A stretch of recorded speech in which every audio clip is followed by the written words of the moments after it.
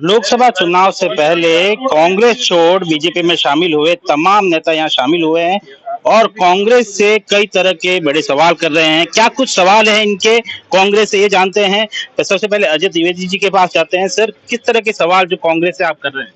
कांग्रेस से इतने सारे सवाल है कि समाप्ति नहीं होते, पर कुछ सवाल तो मेरे यहाँ के प्रत्याशी से जो अपने आप को सेवक बता के और जोधपुर में अपने आप को प्रोजेक्ट करना चाह रहे हैं, जिन्होंने सेवा के नाम पे कोई ढेला काम नहीं किया। उन्होंने न वो अपने आप को सेवक कहते हैं, उन्होंने कोरोना काल में न तो किसी तरह का क्वारंटाइन सेंटर खोला, न ही उन्होंने जोधपुर में कोई ऐसा ग्रुप ऑफ होटल्स चलाते, ग्रुप ऑफ एजुकेशन इंस्टीट्यूट है उनके पास में, ग्रुप ऑफ कॉलोनीज है, परंतु एक वो अपने आप को सेवक बता रहे। इसलिए ये प्रश्न है कि एक कोई आश्रम तक उनके पास नहीं, मदर टेरेसा बनने की कोशिश आपने हनुमान बेनीवाल पे भी सवाल उठाया है उनके गठबंधन के ऊपर। सर, आपने चुनाव भी लड़ा है आरएलपी से, पहले आप कांग्रेस में थे। ऐसे में किस तरह से आप किस तरह के सवाल जो है हनुमान बेनीवाल से कर रहे हैं? जिस विचारधारा को छोड़कर हम आरएलपी में आए, जिसके सामने हम चुनाव लड़े, अगर वापस वही दुपट्टा पहन के वहीं पे जाना है तो वो स्वाभिमान किसी भी सूरत में अलाउ नहीं करता है। एक समय में नारायण दत्त तिवारी जी ने कांग्रेस इसलिए छोड़ी थी कि मुलायम सिंह यादव के साथ में वो नहीं जाए, और मुलायम सिंह यादव के साथ में वो सरकार में हरदन अली डोडेगौड़ा दोगौड़ा यानी कि एसडी देवगौड़ा की सरकार में सम्मिलित हो गए। मैं नारायण दत्त तिवारी नहीं बनना चाहता, अजय त्रिवेदी रहना चाहता हूँ, इसलिए अपने स्वाभिमान को कायम रखा। सर, आप कांग्रेस से टिकट मांग रहे थे, आरएलपी से आपने चुनाव लड़ा। सर, आपको लगता है बीजेपी इतना बड़ा कुनबा है, अब आप बीजेपी में शामिल हो गए हैं, तो वो जो आपको सम्मान वहां मिल रहा था, टिकट मिल रहा था, यहाँ मिल पाएगा? मैं न टिकट के लिए आया हूँ, न पद के लिए आया हूँ, सार्वजनिक घोषणा कर रहा हूँ कि मुझे एक अच्छा सा प्लेटफॉर्म चाहिए था। मैंने लगातार, आपने मेरे टिकट की तो बात करी, मैंने 300 से ज्यादा जोधपुर में सोशल वेलफेयर के कैंप किए, उसके बारे में बात नहीं करी है। मैं उन कैंप्स को करने के लिए और जनता की सामाजिक सरोकार करने के लिए मैं आया हूँ, जिसके लिए मैं सार्वजनिक घोषणा करता हूँ कि न मुझे पद चाहिए, न मैं पद लूंगा, न मुझे टिकट चाहिए, मैं टिकट लूंगा। एक अच्छी सी राजनीतिक पार्टी और जिसके साथ में थोड़ी सी पावर जनरेट हो जाए ताकि मैं समाज सेवा और सामाजिक कार्यों को कर सकूं, इसी आशय से आया और उसी को पूरा करूंगा। इसके अलावा कोई आशा, अपेक्षा, इच्छा अब नहीं है। सर, आपका क्या सवाल है कांग्रेस से? आप भी बीजेपी में शामिल हुए हैं। निश्चित रूप से बहुत सारे सवाल हैं, क्योंकि हम लोगों ने लंबे समय तक कांग्रेस पार्टी में काम किया और पिछली कांग्रेस की सरकार में जब हमारी 2018 में बनी, सबसे पहले अशोक गहलोत साहब जोधपुर आए थे और उन्होंने पूर्ववर्ती वसुंधरा जी की सरकार पे एक सवाल खड़ा किया था। उन्होंने कहा था कि सड़कें टूटी हुई है, सड़कें बदहाल है, और पाल के अंदर आपके मीडिया को उन्होंने कहा कि निगम के, जेडीए के सारे अधिकारी, पीडब्ल्यूडी के कर्मचारी और ठेकेदार मिली भगत है, तो उन्होंने 5 साल तक उन मिली भगत वालों के खिलाफ कार्रवाई क्यों नहीं की? क्या भ्रष्टाचार के आखंड के अंदर वो डूबे हुए थे? ये जनता से उनको माफी मांगनी चाहिए। और अगर कार्रवाई नहीं की तो अब किस मुंह से वो जनता से वोट मांग रहे हैं? जल जीवन मिशन के अंदर एक जोधपुर के रहने वाले हमारे पूर्व मुख्यमंत्री और यहाँ कांग्रेस का जो टिकट लेके आए हैं करण सिंह जी उचाड़ा, मैं उनसे कहना चाहूंगा कि आप कितना भी प्रयास दुष्प्रचार करने, एक नैरेटिव सेट करने की वो कोशिश कर रहे हैं कि जोधपुर के अंदर गजेंद्र सिंह जी ने कुछ नहीं किया, जोधपुर की जनता को जल शक्ति मंत्री होते हुए वो पानी लेकर के नहीं आए। मैं आपसे पूछना चाहता हूं कि नरेंद्र मोदी की सरकार ने और जल शक्ति मंत्री ने जब 27,000 करोड़ रुपए राजस्थान की जनता के लिए पेयजल के लिए उपलब्ध करवाए, तो वो टेंडर क्यों नहीं किए? थर्ड फेज का काम इंदिरा गांधी कैनाल से जोधपुर में जो पानी लाने का, बजरी को लेकर सवाल कर रहे थे, वो क्या बड़ा सवाल है? मेरा बजरी को लेकर भी है और पानी को लेकर भी है। नैरेटिव सेट पानी को लेकर किया जा रहा है। आज जोधपुर के प्यासे हलक, प्यासे कंठों के ऊपर जो पाप किया अशोक गहलोत की सरकार ने, सिर्फ इसलिए कि गजेंद्र सिंह शेखावत ने उनके बेटे वैभव गहलोत को हरा दिया, इसलिए जनता को पानी नहीं पिलाया जा रहा है। सिंह जी तो एक आरोप लगा रहे हैं कि जो बाकी प्रदेश है उनको 90% तक अनुदान दिया गया, हमें 40% दिया गया, 60% दिया गया। ये बात अशोक गहलोत जी ने 5 साल जनता से क्यों छुपा के रखी? अगर ऐसा था तो उनको बोलना चाहिए था। जब यहाँ पे जनता पानी के लिए त्राहिमाम मचा रखी है और आप एक सिर्फ 50% और 90% अनुदान में अटके हुए, आपके पास जितने पैसे थे वो तो खर्च करते। 27,000 करोड़ रुपए में से सिर्फ 6,000 करोड़ रुपए क्यों खर्च किए? क्या जरूरत थी उनको ये राजनीति करने की? पानी के ऊपर, पानी, सड़क, बिजली, ये मूलभूत सुविधाएं हैं, और यहाँ जोधपुर की जनता, जहाँ की सीएम साहब खुद रहने वाले हैं, अगर वहां भी इस तरीके का टोटा रहेगा तो निश्चित रूप से जनता सवाल करेगी और हम जैसे लाखों लोग सवाल करेंगे।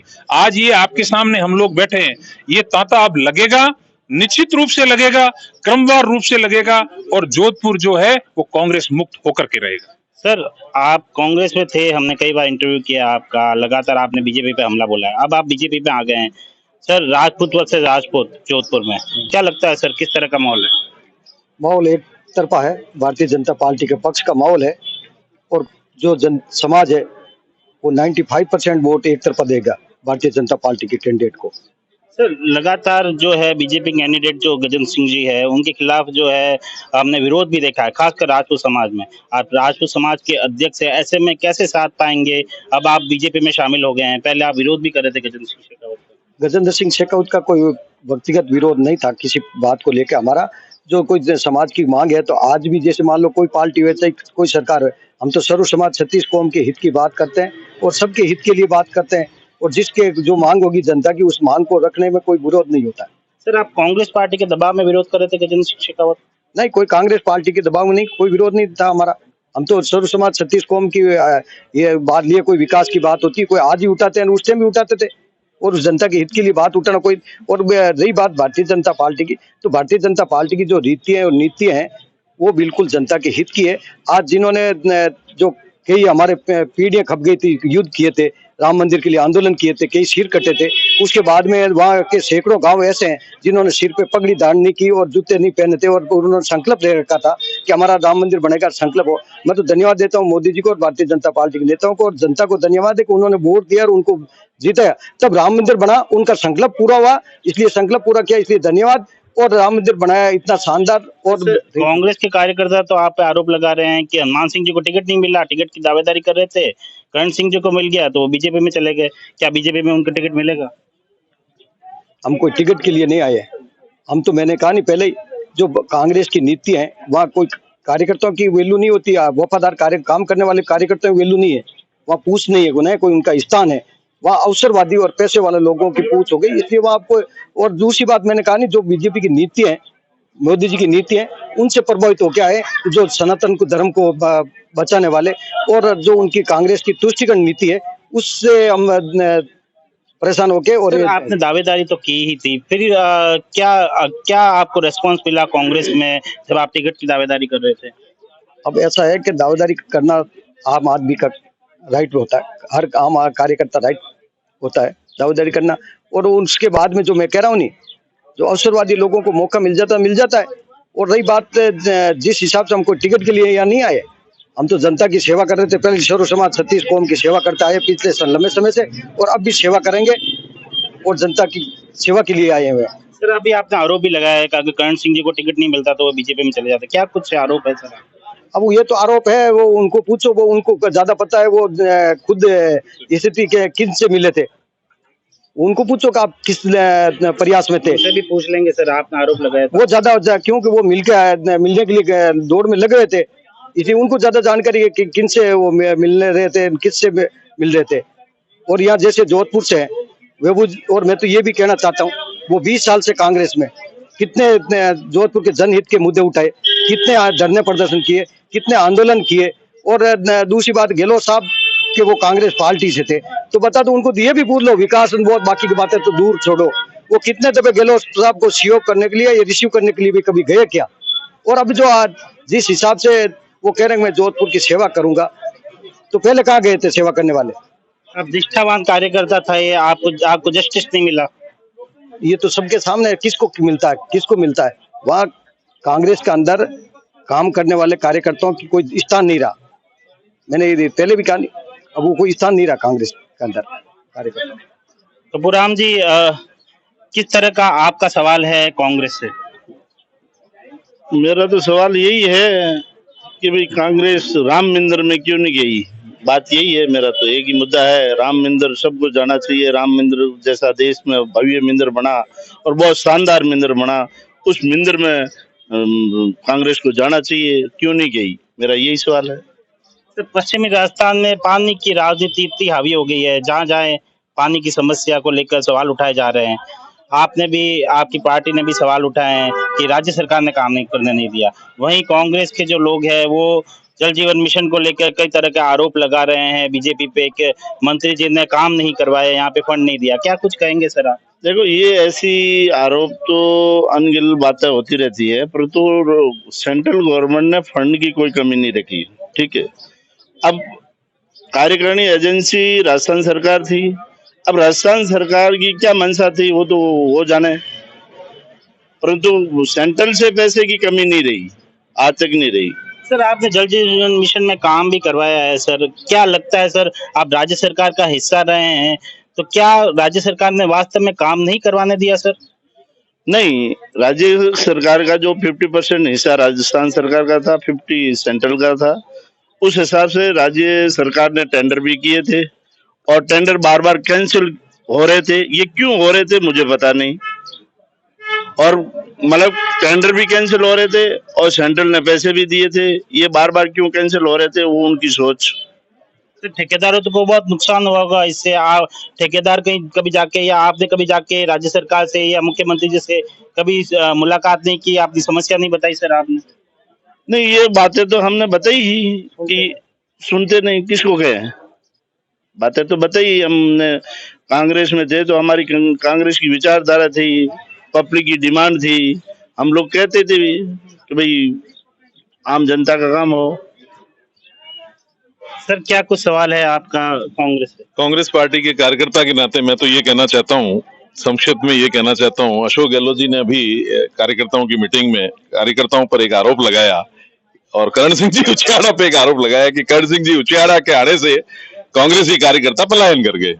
उसके बारे में मेरा ये कहना है कि खुद ने कीजिए आप कमाया कामड़ा, किन्ने दीजिए दोष, खोजी जीरी पालड़ी कांदा लीनी खोश।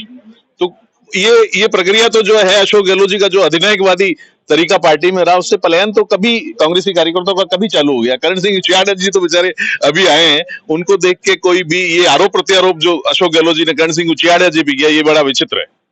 सर क्या कारण रहा आपका बीजेपी में शामिल होने का कांग्रेस छोड़कर? कांग्रेस को हमने देखा है, मैं जब 18 साल की उम्र से था जब मैं कांग्रेस के साथ काम कर रहा हूं, और जैसे जैसे समय आया, अशोक गहलोत जी मुख्यमंत्री बने और जोधपुर शहर में जिस तरह से कांग्रेस को अशोक गहलोत जी ने अपने ग्रिप में लेना चालू किया, और जो प्रतिभाशाली कार्यकर्ता थे, जो अच्छे कार्यकर्ता थे, उनको हमेशा अपने से दूर रखा। पता नहीं उनको किस बात का भय या सिजोफ्रेनिया था कि कोई अच्छा आदमी अगर कांग्रेस में आया और वो कामयाब हो गया तो उनको तकलीफ देगा। ये सिजोफ्रेनिया अशोक गहलोत जी में हमेशा से बना रहा है, जिसको हर आदमी ने महसूस किया होगा। क्या लगातार अपने पुत्र की पैरवी कर रहे हैं, टिकट दे रहे हैं, इसी चीज से नाराज है, कार्यकर्ता आगे नहीं आ पा रहे हैं? बिल्कुल ये बात है, उनको सभी कार्यकर्ताओं को देखना चाहिए था जिन्होंने 30-35 सालों के अपना कैरियर यहाँ पर कांग्रेस के साथ लगाया और वो अपने पुत्र की उसमें लग गए। और इवन सूरसागर की जो सीट है विधानसभा जोधपुर लोकसभा में, सूरसागर की सीट के लिए हमेशा से कांग्रेस के कार्यकर्ताओं ने अशोक गहलोत जी को ये कह दिया कि अशोक गहलोत जी जो फाइनल करेंगे वही हमारा निर्णय होगा। पर अशोक गहलोत जी ने कभी भी इस बात की परवाह नहीं की कि सूरसागर में कौन विजयी हो सकता है, किस कार्यकर्ता को मुझे। उन्होंने सिर्फ अपने 2-3 लोगों को ही हमेशा रिपीट किया। अभी पिछले इलेक्शन में भी उनके पिताजी अयूब जी को टिकट दिया, वो हारे गए, आरपीएससी मेंबर बनाया और उनके लड़के को टिकट दे दिया, जैसे कोई वही स्वतंत्रता सेनानी समाज उससे परिवार से हो और कांग्रेस की नैया वही पार लगा सकता था। जबकि कांग्रेस में कई ऐसे विद्वान प्रतिभाशाली कार्यकर्ता थे, चाहे वो राष्ट्रीय पार्टी से जुड़ चुके हैं आप, इतना बड़ा कुनबा है, इतने केंद्रीय मंत्री लगातार चुनाव लड़ रहे हैं और 8 विधायक 10 कॉन्स्टिट्यूएंसी से 8 विधायक जीत गए। ऐसे में आप टिकट की दावेदारी कर रहे थे, ऐसे में आपको क्या लगता है सर कि आगे आपको बीजेपी में जस्टिस मिल पाएगा या किसी तरह की टिकट मिल पाएगा? नहीं, मैं कभी टिकट की दावेदारी में, मैं किसी विधायक टिकट की दावेदारी में नहीं रहा। मैं तो एक निष्ठावान कांग्रेस का कार्यकर्ता रहा हूं, जिनने 18 साल की उम्र में कांग्रेस पार्टी में सदस्यता ली थी और लगातार काम करता रहा इन नेताओं के साथ। मुझे टिकट की कभी कोई दरकार नहीं। पर जब कांग्रेस में ये देखा कि आज मैं ये जानता हूं कि कांग्रेस में न तो बूथ एजेंट है, इवन मैंने कांग्रेस छोड़ दी है, पिछले इलेक्शन में छोड़ दी है। मेरा नाम आज भी बूथ के उसमें अगर आप मालूम करें तो मेरा बूथ में मेरा नाम है। उनके पास कुछ है ही नहीं, कोई विचारधारा ही नहीं है, विचारधारा तो गौण हो गई। अब कहां कांग्रेस रह गई? सर किस तरह का सवाल है आपका कांग्रेस पार्टी से और आप क्यों छोड़ के आए हैं? मैं वार्ड पार्षद हूँ, वार्ड नंबर 47 से विजय परियाल। मैं कांग्रेस इसलिए छोड़ी सर, मैं पिछले 3 सालों से स्थानीय नेताओं से मेरे वार्ड में विकास को लेके बहुत परेशान था। स्थानीय नेता और पूर्व गहलोत सरकार ने मेरी वार्ड में अमृत योजना के तहत और RUDPI की योजना के तहत मेरी वार्ड में काम स्वीकृत कराए। पिछले 1 साल से मैं इनके पीछे पड़ रहा हूँ, जबकि वार्ड में टेंडर हो चुके हैं। स्थानीय नेता के पास जाते हैं तो वो कहते हैं काम हो जाएगा। अशोक गहलोत ने, आप पार्षद है सर, अशोक गहलोत ने 2 जो है निगम बना दिए, दक्षिण और उत्तर, उसको लेकर आप किस तरह सोचते हैं? मेरा इसमें यही कहना है सर, अशोक जी गहलोत साहब ये चाहते थे कि एक बोर्ड में मेरी सरकार बने, एन प्रकार करके इनके वार्डों का ऐसा ही इन्होंने सीमांकन किया, उसकी वजह से इनका एक बोर्ड बन गया। अगर कांग्रेस पार्टी का आपको लगता है कि अब आप बीजेपी में आ गए, आपकी बात सुनी जाएगी? बिल्कुल, मुझे पूरा विश्वास है कि जो मेरे पेंडिंग काम है वो इस कार्यकाल में और इस पार्टी के माध्यम से मेरा काम होगा। ये थे तमाम वो नेता जो कांग्रेस छोड़ अब बीजेपी में शामिल हो चुके हैं और लगातार बीजेपी के लिए प्रचार कर रहे हैं। अब बीजेपी, या यूं कहें कि बीजेपी के लिए ये फर्स्ट वोटर का काम करेंगे। सुमित देवड़ा, TV9 जोधपुर।